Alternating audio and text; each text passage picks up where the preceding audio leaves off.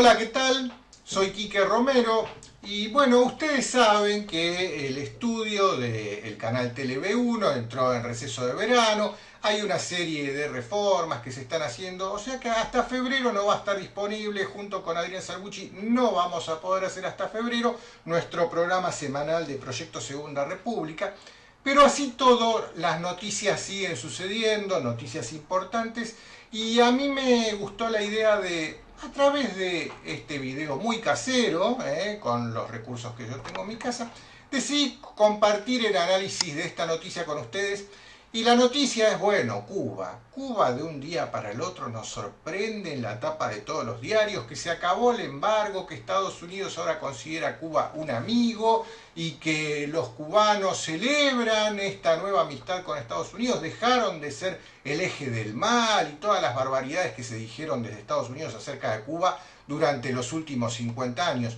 Pero bueno, a mí siempre me gustó analizar la nota discordante de las cosas, ¿no? Y en toda esta cuestión del acercamiento entre Estados Unidos y Cuba hay algo que me huele a mí muy raro. Y encontré esta nota en el sitio del robot pescador. No sé si lo recordarán, este sitio. En algún momento hemos sacado noticias de acá.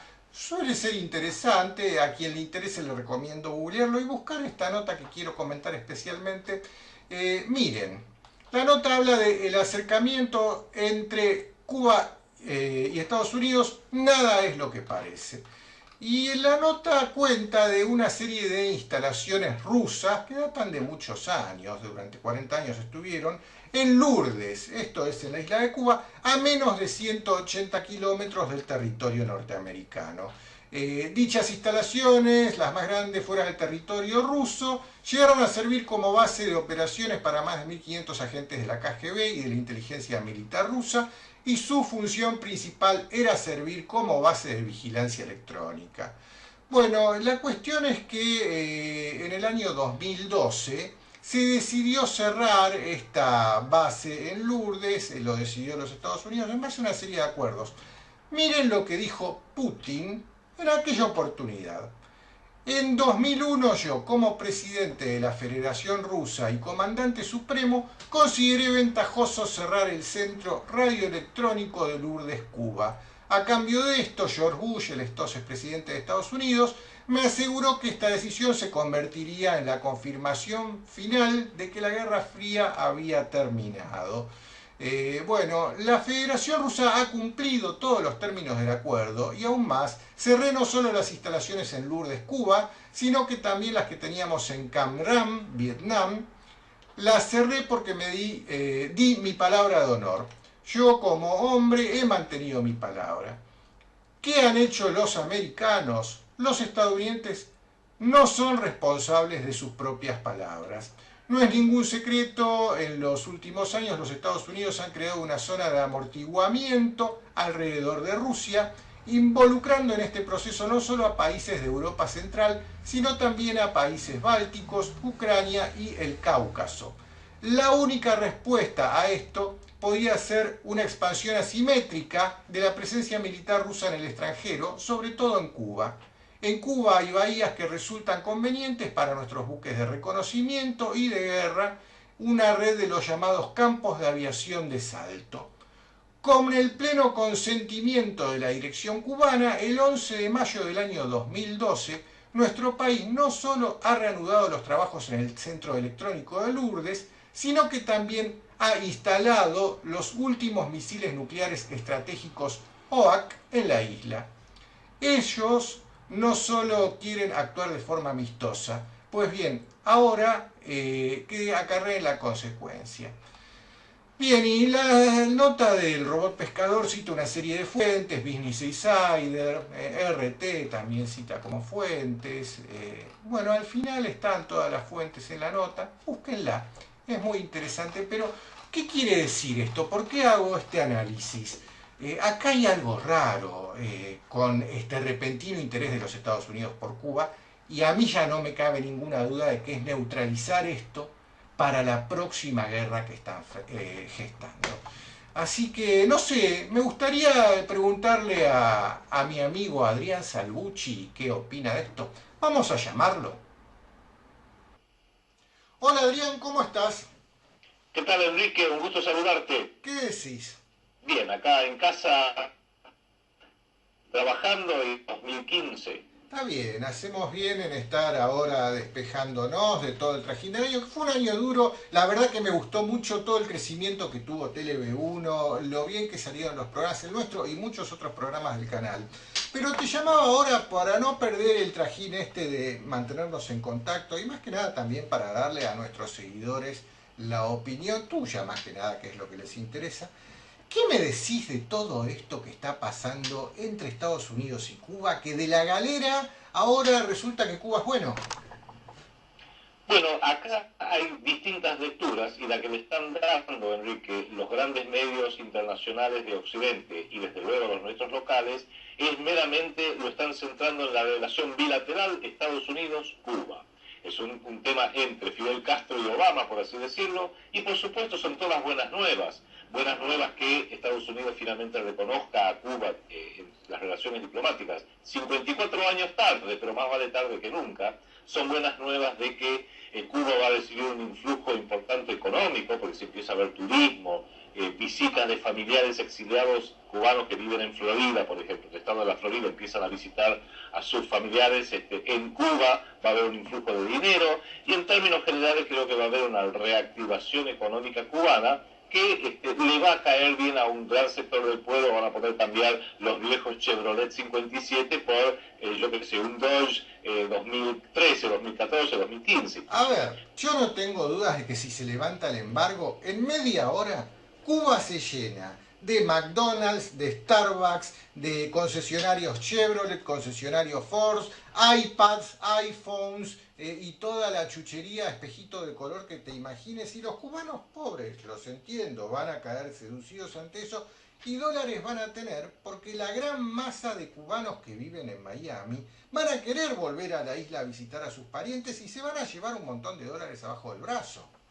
Innegablemente, fíjate vos que nosotros algo de esto vivimos en los años 90, porque lo vivimos varias veces, pero en los años 90 también, a cambio de tener mejor telefonía, mejores autopistas, los shopping que eran prácticamente desconocidos en la Argentina, bajo la década en que fuimos parte del primer mundo con Menem y Cavallo, hubo cosas positivas, pero también entró la droga, la inseguridad en las calles, la cultura basura, y a partir de los años 90 se inicia una degradación generalizada del nivel cultural y el nivel intelectual de amplios sectores del pueblo, de manera que siempre el influjo de los dólares norteamericanos vienen con una trampa, y bueno, la trampa a veces es tiene mucho que ver con lo que es el crimen.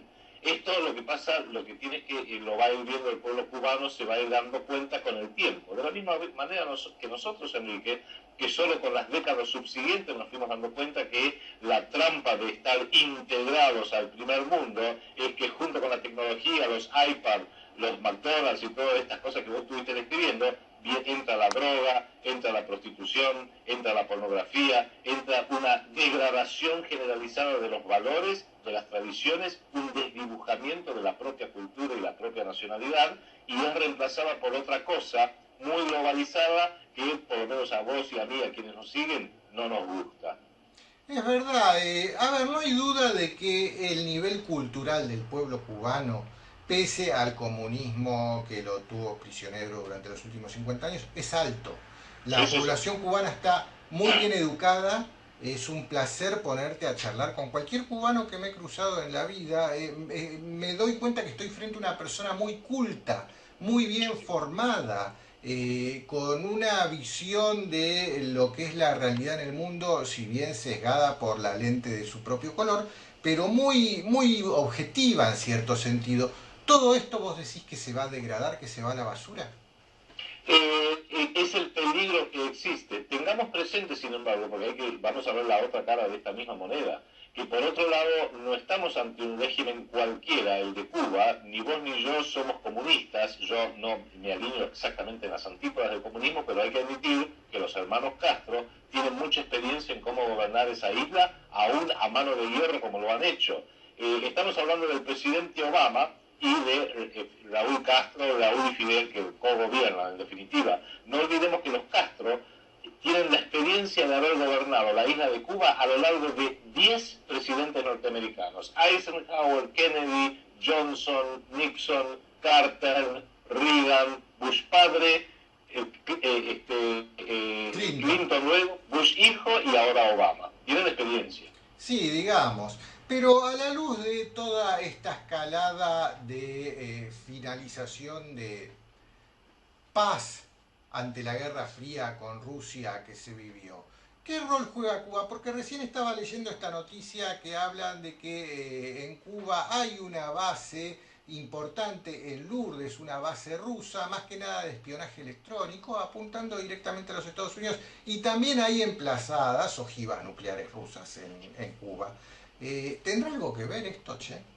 Mira, de lo primero, hay plena certeza de que hay estaciones de escucha y de espionaje rusas desde siempre, antes soviéticas, en Cuba.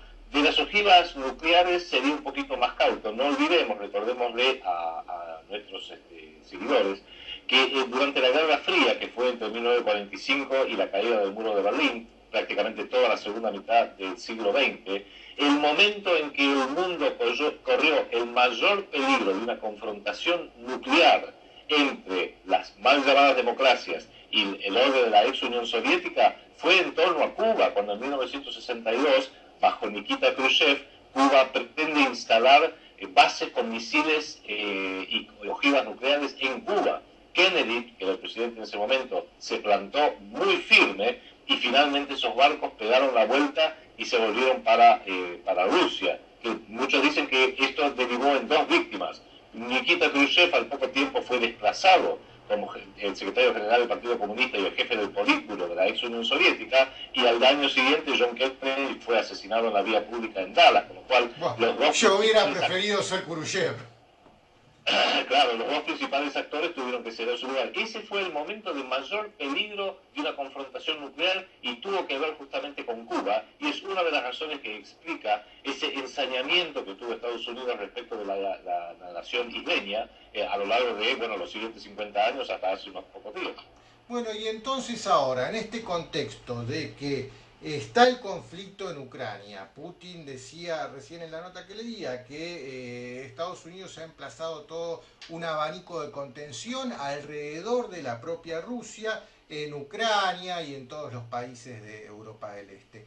Y el conflicto en Ucrania no está resuelto para nada, eso está claro. A la luz de todo esto, esta movida con Cuba, ¿cuál es tu visión? Bueno, ahí entraría en la segunda parte. Dijimos al principio de esta charla, Enrique, que hay que, por un lado, está la información de la relación bilateral. Obama, Estados Unidos, los Castro, Cuba. Pero hay que ampliar la cosa, como vos bien estás diciendo, de que esto tiene una incidencia geopolítica mucho más amplia. Claro, porque fue repentino. Esto pudo haber pasado 10 años atrás o dentro de 10 años y daba lo mismo. Pero ¿por qué ahora? ¿Por qué justo ahora? Exactamente. Porque últimamente Estados Unidos, con sus aliados Gran Bretaña, la Unión Europea y del apocalipsis, como los hemos llamado, que en realidad no nos referimos a los pueblos, sino a la estructura de poder que maneja Estados Unidos, que maneja Gran Bretaña, que maneja la Unión Europea y que maneja... Han encontrado con una alianza liderada por Rusia, la actual Rusia, muy poderosa en la figura de una persona que, guste o no guste, es sumamente experto en geopolítica y es sumamente lúcido, que es el presidente Vladimir Putin. Al acercar con este abrazo posiblemente de la muerte por parte de Estados Unidos, dólar, llamémoslo así, Estados Unidos dólar, sobre Cuba, es una forma de ir seduciendo a Cuba para que se aleje de su tradicional alianza con Rusia y si no se acerca a Estados Unidos, por lo menos que quede capturada por Estados Unidos como el resto del patio trasero, salvo, hasta ahora Cuba y Venezuela. Fíjate vos que Cuba ha mantenido una tradicional alianza con Rusia, que era antes con la ex Unión Soviética y que la hereda Putin, la hereda la Confederación Rusa, y que probablemente siga siendo un factor vitalmente importante para la geopolítica rusa planetaria. Es un peón, vamos a llamar las cosas como son. Cuba es un mero peón, sea de Rusia o sea ahora quizás de Estados Unidos. Pero un peón importante porque, como vos y yo hemos dicho tantas veces, la geografía sigue contando la geopolítica y hay que tomar un globo terráqueo para ver que la gran ventaja de Cuba, por sobre todas las cosas, es su proximidad geográfica, 90 millas de las costas de Estados Unidos. De manera que esto hay que verlo, como vos bien estás diciendo y señalando, como parte de la estrategia norteamericana respecto de Ucrania, y también hay que juntarlo con otro hecho que pasó un poquito más desapercibido en Latinoamérica, pero que fue el reconocimiento por parte de la Unión Europea. Primero fueron los países individualmente, ahora es la Unión Europea, que reconoce la necesidad de fundar un Estado soberano. O sea, son dos reacomodamientos muy profundos que rompen una tradición de décadas, el no reconocimiento de Cuba que duró 54 años, la no aceptación de un Estado que ha durado tantos años y que propone a Israel. Y hay que preguntarse el por qué. Y yo te diría, Enrique, que el por qué es lo siguiente. Surgió BRICS, que hemos hablado tanto contigo en el programa, que empezó siendo una suerte de alianza informal en lo económico y se ha transformado, aunque todavía no le han dado el nombre definitivo que ha de tener, se ha transformado en una alianza geopolítica, nuevamente liderada por Rusia y en segunda instancia por China. BRICS, recordémosle a nuestros seguidores, es Brasil, Rusia, India, China y Sudáfrica.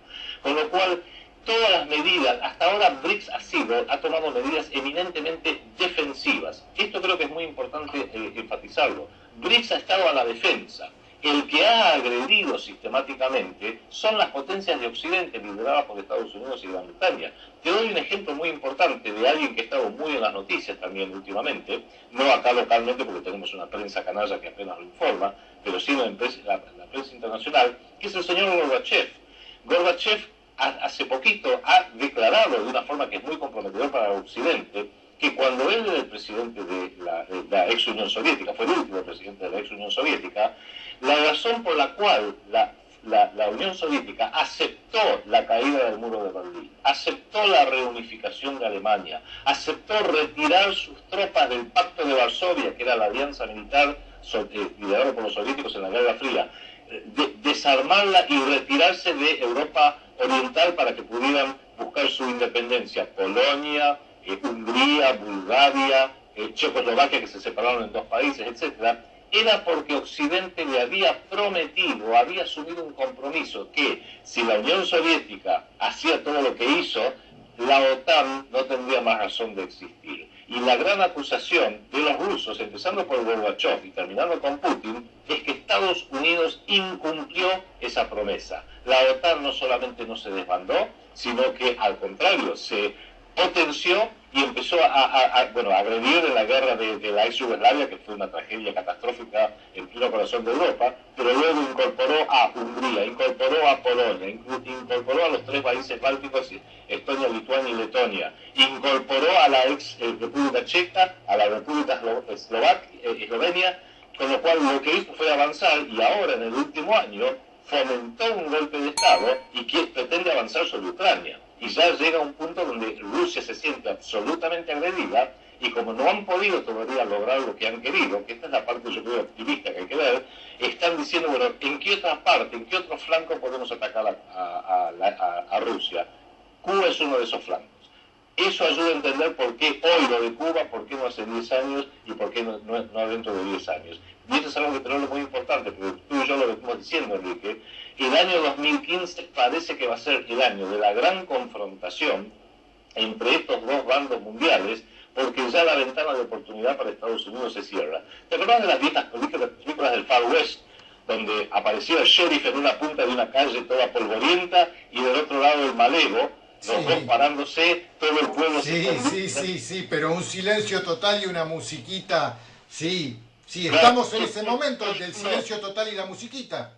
Todo el mundo escondido mirando detrás de la cortina y a ver, cuando sacaban las armas, quién iba a ser el que iba a disparar más rápido y quién iba a morir y quién iba a sobrevivir. Ese showdown, como le dicen las películas de los Far West norteamericanos, ese momento de la verdad, el showdown, el tiroteo final, se va a dar en el 2015, Enrique, lo venimos anunciando nosotros programa tras programa. Se va dando en el 2015 porque la defensiva rusa ha tenido mucho éxito. Lo ha frustrado a la OTAN y Estados Unidos y Gran Bretaña en Siria. Le ha frustrado lo que pretendía hacer en Irak, teniendo que inventar esta entelequia ridícula del Estado Islámico para poder seguir atacando. Lo ha recontrafrustrado en Ucrania, especialmente recuperando Crimea, que es la parte petrolera de toda esa zona, y ya no saben qué hacer. Y también con esto tiene que ver la baja de precio del petróleo, según muchos analistas.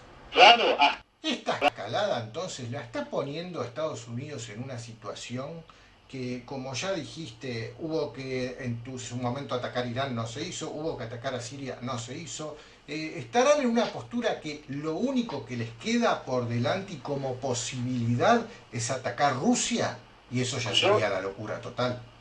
yo intuyo que cada vez más esa posibilidad se va transformando en una probabilidad.